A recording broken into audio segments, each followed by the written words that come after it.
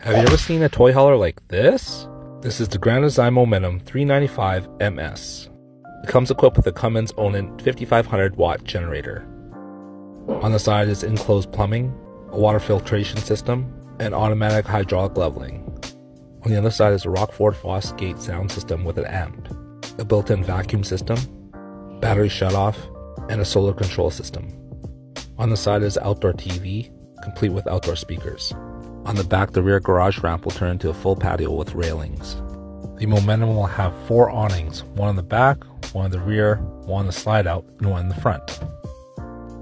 At the entrance is fold-up aluminum steps and an oversized handle. It measures 43 feet 8 inches in length, 13 feet 5 inches in height, and sleeps 8 people. Check out the big windows all around the dinette area, also the mood lighting up top. The living room is theater seating that reclines, heat, and massage. The best part of this living room is this huge sectional that you get. It can also recline or turn into a big bed. Wrapping around, you get an electric fireplace and a big screen TV.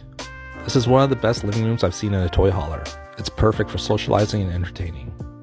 Hidden up top is a loft area that can be used for sleeping or storage. Check out the massive countertop you get in the L-shaped kitchen. It comes along with the stylish molding and lighting up top. Beside it is a 4-burner gas stove, a deep oven, residential style microwave, and a 20 cubic foot fridge. Going to the garage area, there are 2 fold-up sofas that turn into beds, along with the oversized electric bunk. This garage area measures 14 feet in total length by 8 feet 5 inches width. On the other side is overhead storage, swivel TV, hookup for washer dryer, and a separate washroom. In the main bedroom area is a 60 by 80 queen bed, overhead storage, and a full slide-out closet.